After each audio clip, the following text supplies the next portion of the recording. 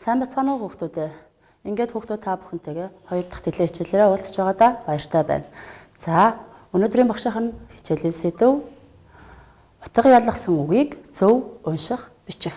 За, ингээд хүүхдүүд та бүхэн монгол хэлний дэвтэр номоо гаргаад багштайгаа хамт хичээлээ эхлэе. Өнөөдрийн сар өдрөө тавиад хичээлийн сэдвээ тавиарай.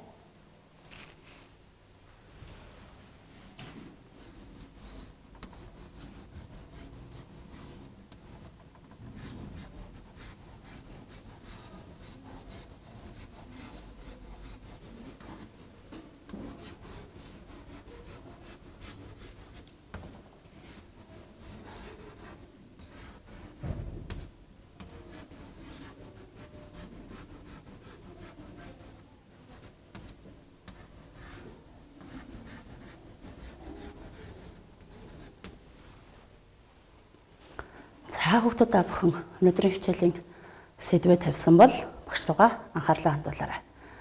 За өнөөдөр бид нэр юуг мэдэж, юуг сурах вэ гэхээр эхлээд энэ үсгээр утга ялгсан үгийг зөв уншина.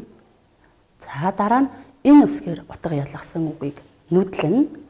За төгсгөлд нь энэ үгээр утга ялгсан үгийг зөв бичгэд аргад суралцах нэ. За хүүхдүүд та бүхэн одоо дэлгэц рүү анхаарад нэгэн бичлэгийг үзнэ. Тухайн бичлэгийг үзэхдээ тухайн бичлэгт гарч буй монгол гэрийн бүрдэл хэсгүүдийг хэрхэн нэрлэдэг талаар сайн бодож үзэн шүү хүүхдүүдээ. За дэлгэц рүү анхаарлаа хандуулъя.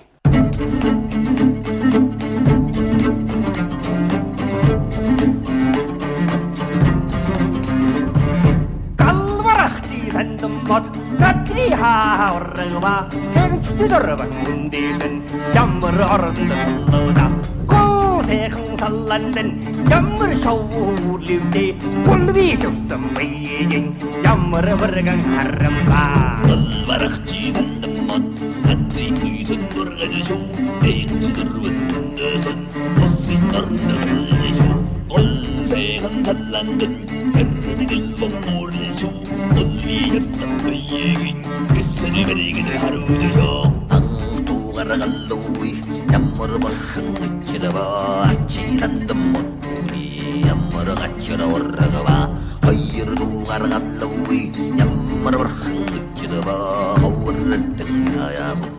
За хүүхдүүд бичлэгээ үзэхдээ анхааралтай ажиглаж харсан уу? За тэгвэл одоо багшийнхаа өмнө байгаа саяны бичлэгэн дээр гарсан гэр маань за багшийнх нь өмнө харагдаж байна. Тэгэхээр хүүхдүүд та бүхэн одоо эндээс багштайгаа хамтарч ярилцъя. За хүүхдүүдээ энэ тойрсон дугуй энэ зүйлийг юу гэдэг вүлээ? Энийг маш сайн ажиглаад дэвтэртээ нэрийг нь өөрсдийн бодлоор таамаглаж бичье. За бичээрэй хүүхдүүдээ. За юу гэж бичсэн бэ? Багштайгаа тулгая.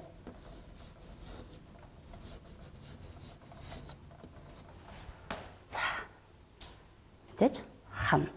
За энэ юу вэ хүүхдүүдээ? За хүүхдүүд та бүхэн дэвтэртээ нэрлэн бичээрэй. За багш нь одоо самбарт бичье.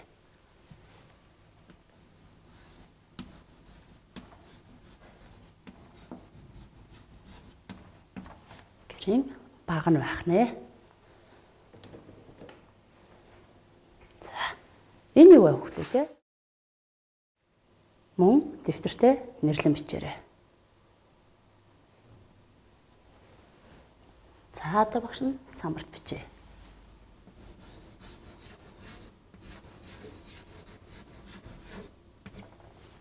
Гэрийн тоон байх нэ.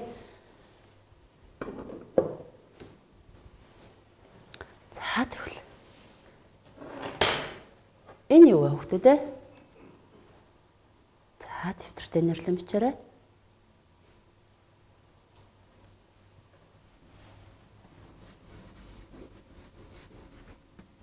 Гэрийн өн байх нэ.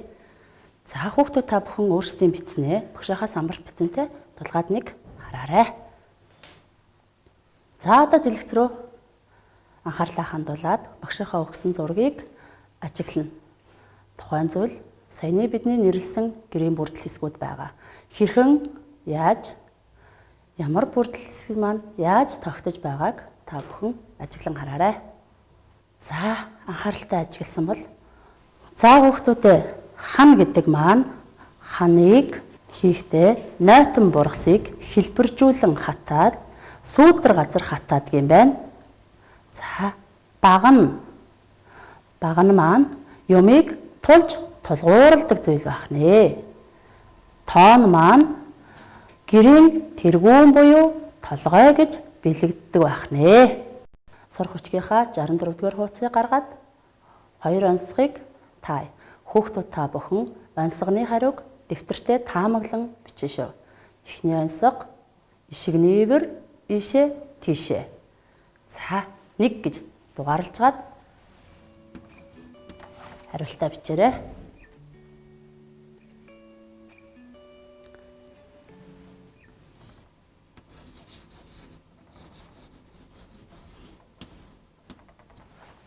Хариулт маань хан байсан байх нэ. За, хүүхдүүдээ дараагийн онцгой матмал 1 цагираг, махир 6 хавирга. Тэр юу вэ? Хүүхдүүд та бүхэн хариултаа бичихтэй.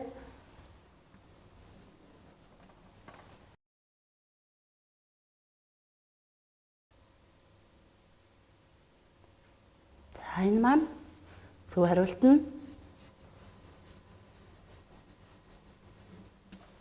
тоон байсан байх нэ. За, хүүхдүүдээ одоо багшийнхаа хэлэх үгсийг хэрхэн хэлэгдэж байна вэ гэдгийг анхааралтай сайн сонсно шүү. За, сонсороо хүүхдүүдээ. Хан. За, хан гэдэг үгний ард гişгтэй уншиж үзье. Хан. Дараагийн үг тоон. Тухайн үгээ гişгтэй уншиж үзье. Тоон. Дараагийн үг баган. гişгтэй уншиж үзье. Баган. Маш сайн байна. За, одоо бүгдээрээ хэлэгдэхдээ ингэж хэлэгддэг юм бол хэрхэн бичигддэг талаар нь ярилцъя. Багштайгаа хамт хэлээд, сонсоод, хамт дагаад бичээд явах юм шиг хүүхдүүдээ. За, эхний үг хан. За, бичээ хүүхдүүдээ.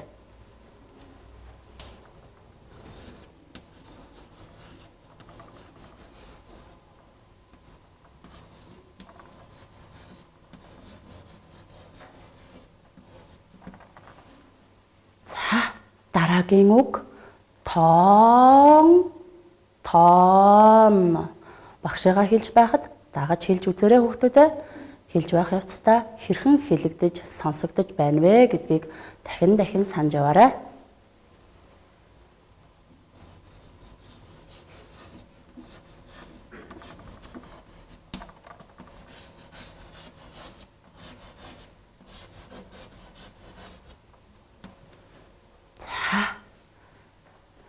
Дараагийн үг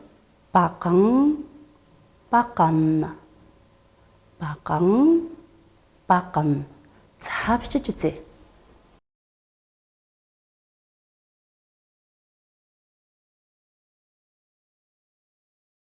Баган.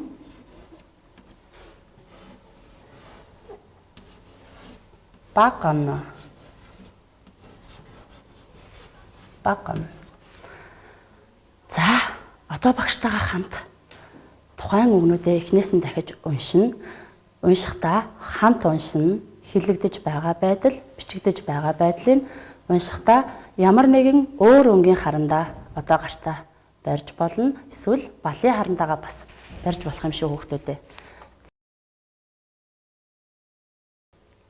Хан. За, хүүхдүүдээ энэ үсгний доогуур зуръя. Хан. Дараагийн үг хан. За, наа гэсэн үгийн доогуур зуръя. Дараагийн үг тоон. Тоон. Татдагч өгье энэ хэсгээ. Тоон. Тоон. Но гэсэн үе татсгаж өгье. Баган. Баган. Энэ хэсгээ татдагч өгье. Баган. Баган. Эхний багнанд байгаа үг хан, тоон, баган гэд хэлний угаар хэлэгдэж байна.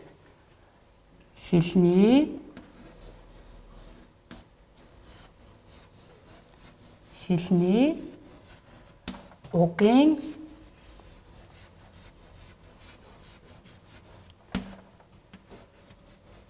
энэ үсэгтэй үгнүүд байсан байна. За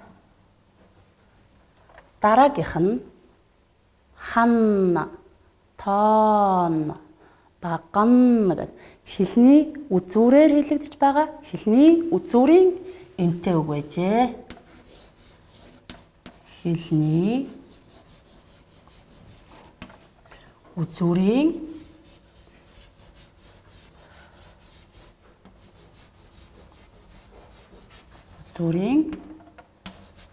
энэ. За хүүхдүүдээ сая бид хэлэгдэх, сонсогдох, бичигдэх талаас нь ажиглалаа. Одоо тэгвэл утгын хувьд ямар ялгаатай байдгийг дэлгэцнээс харцгаая. За хан. За гарч ирж байгаа зургнуудыг ажиглаарай хүүхдүүдээ. Эхнийх нь хэн бэ? Бидний сайн мэдэх хан хүү вэ шүү дээ. Дараагийнх нь гэрийн хан байна. Тэгвэл их шигтэй бичигдэхээр нөгөө хан гэдэг үг маань гэрийн хан гэж утгын хувьд өөрчлөгдөж байна шүү дээ. За одоо багштайгаа хамтраад сонсох дасгал хий. Хүүхдүүд та бүхэн сонсох дасгалаа хийхдээ багшийнхаа хэлсэн үгийг баттгах зорилгоор дэвтэртээ бичиж болох юм шүү. Хэрвээ хүүхдүүд та бүхэн бичиж өөрийнхөө хэлж байгаа дасгалыг баттгахыг хүсэж байгаа бол дэвтэр дээрээ 1-ээс 5 хүртэлх цифрыг дугаарлан бичээрэй.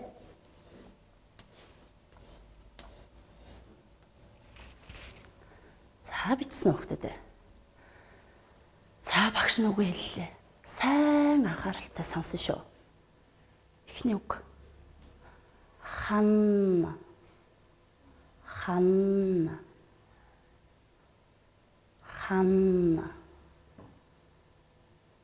Дараагийн үг.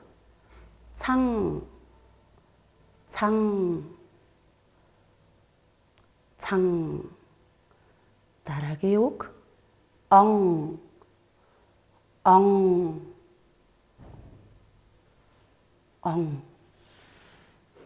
Дараагийн үг.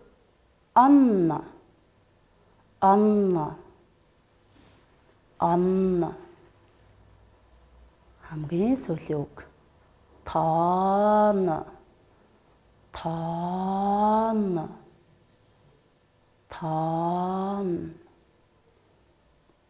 За хүүхдүүд та бүхэн хийсэн баг гэдэгт итгэлтэй байна. Одоо багштайгаа хамт хариугаа тулгая. Дэлгэц рүү анхаарлаа хандуулад өөрсдийнхөө хариултыг балын харандагаар засаарай хүүхдүүдээ. За эхний үг маань хэлний үзүүрийнтэй хан гэсэн үг байжээ. Дараагийн үг маань цан гэд хэлний угаар хэлэгдэжсэн байна. Дараагийнх нь он хэлний угаар хэлэгдэжсэн байна. Он хэлний үзүүрээр хэлэгдэжсэн байна.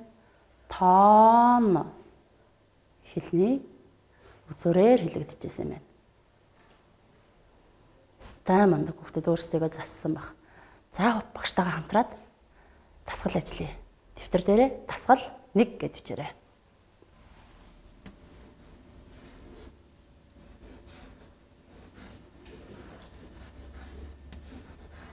Дасгал 1.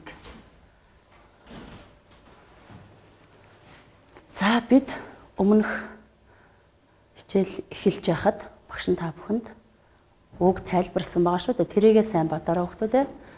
Нойтон бургасаар хэлбэрийг нь гаргаж хатаадаг зүйлийг гэрийн юу гэдэг вэ? За дэлгэцэн дээр байгаа хоёр үгийг ажиглаарай. Хан, хан гэсэн хоёр үг шүү дээ. За хариултаа бичсэн байна. Дараагийнхаа ажиллаарай. Юмыг тулж тулгуурладаг зүйлийг юу гэдэг вэ? За хүүхдүүдээ 2 гэж дугаарлаж гад хариултаа бичгээ шүү. За 1 гэж саяны хариултаа бичсэн бол одоо 2 гэд дараагийн багшаа асуусан асуултны хариултыг бичээрэй. За 3 дугаарт нь багшийнхаа хэлсэн үгийг сайн сонсоод зөв бичгэн шүү хүүхдүүдээ. Хэлний угаар хэлэгдэж байна уу? Үзүүрээр хэлэгдэж байна уу гэдгийг сайн бодоод бичээрэй. Танна. Танна. Танна. За сонссон бол 3 гэж дугаарлаж хад хариултаа бичье.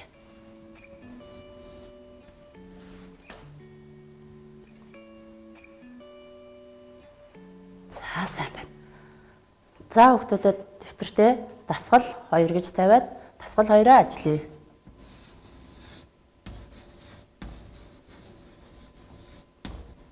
Дасгал 2. За хүүхдүүдээ дэлгэц рүү анхаарлаа хандуулад гэрийн бүрдэл хэсгүүдийн зургийг бүрдэл хэсгүүдийг нэрлсэн үгтэй зөв харгалзуулах юм шүү. Жишээ болгож багш нь та нарт тайлбарлаж өгье. За дэвтэр дээрээ 1-ээс 5 хүртэл дугаарлая. 1 2 3 4 5. За нэгэн цифрийн харалтаа зөв харгалзуулах зай үлдээгээд А Б В Г Д гэсэн үсгэнүүдийг тавья. За хүүхдүүд та бүхэн 1-р дасгалыг харъя. 1-р дасгал хан байгаа. Тэгвэл нэгийн Б-тэй холбогдож шүү дээ хүүхдүүдээ. За үлдсэн 4 дасгалыг өөрсдөө ажиглая.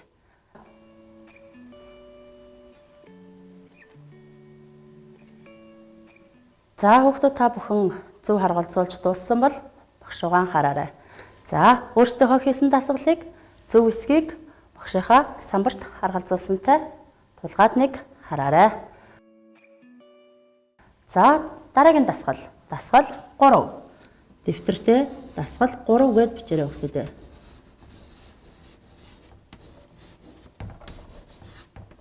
Дасгал 3. За багшийнхаа хэлэх 2 холбоо үгийг одоо цээжээр бичгэн шүү хүүхдүүдээ. За анхааралтай ажиглаад сонсоорой. Эхний холбоог гэрийн ханна. Гэрийн ханна.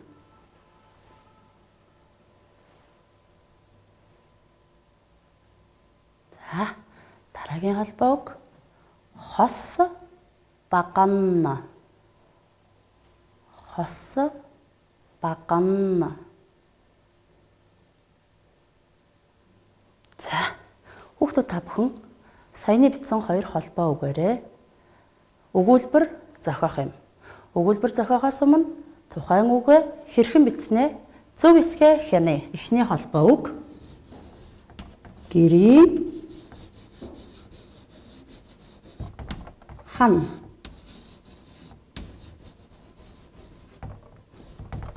За хүүхдүүд та бүхэн хариултаа дуулгаарай. Дараагийн холбоо үг хос багна.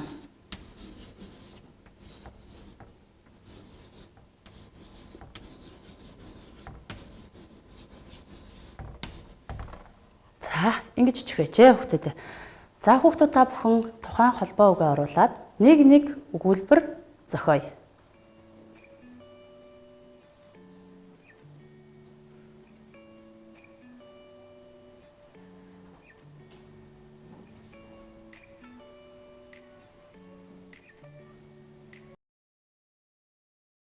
За хүүхдүүдээ өгүүлбэрээ зохиосон өгүүлбэрүүдээ гэрээхэндээ уншиж өгөөрэй.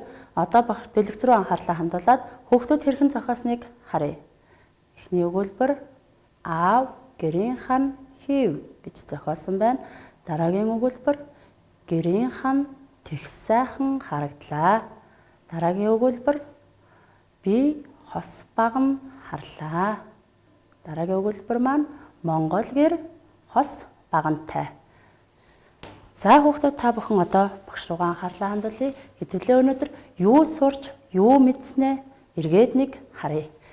За бидний өнөөдрийн хичээл хэрхэн явагдсан бэ? За бид энэ үсэгтэй үгийг зөв уншиж, бичиж чадсан уу хүүхдүүдээ? За хүүхдүүдтэй хамтраад хэдүүлээ энэ үгээ уншаад нэг үзье. Хан, хан. За хүүхдүүд та бүхэн сонсох болон бичигдэх талаас нь хараарай. Мөн он. За энэ үгний хувьд он гэдэг маань шинэ он ирлээ гэж ярьдаг шүү дээ. Тэгвэл он гэдэг маань юмыг шидээд онох гэдэг утгаараа байх нэ. За мөн бид нар утгын хувьд ялгаж харж чадсан уу хүүхдүүдээ? За хан гэдэг маань ханхүү байсан. Хан гэхээр гэрийн хан болсон шүү дээ. Самбарлууга ажиглаарай. За бид эхлээд гэрийн бүрдэл хэсгүүдийг нэрлэж чадсан уу? За хүүхдүүд та бүхэн нэрлсэн. Онцгой зөв таасан уу? За онцгой таасан. За үгийг хэлэгдэх, бичигдэх талаас нь бид нар ажиглаж ялгаж чадсан уу хүүхдүүдээ? Чадсан байгаа. За одоо багш руугаа анхаарад хэлний үгийн энэ, хэлний үзүүрийн энэ маань аль үлээ гэдгээ эргэж нэг санаад холбож үзье. За хэлний үгийн гэж хэлэгдэж байгаа. Тэгэхээр эхний багнанд байгаа хан, тоон, баган гэдэг үгнүүд маань хэлний үгийн энэ. За хэлний үзүүрийн энэ маань хан, тоон, баган гэсэн үгнүүд маань хэлний үзүүрийн энээр хэлэгдэж байх нэ. За багштайгаа хамтраад мөн дасгалуудыг сонсох дасгал, бичих дасгал, мөн тухайн үгийг бүрдэл хэсгүүдтэй холбох дасгалаа хийсэн өгүүлбэр зохиож сурсан. Тэгэхээр бид нэр өнөөдрийн хичээлийн зорилго болгосон үгээ уншиж чадлаа, нүдлэн тогтоож чадлаа, зөв бичиж чадлаа. Хичээлдээ идэвхтэй оролцсон хүүхдүүдтэй маш их баярлалаа. Баяртай хүүхдүүдээ.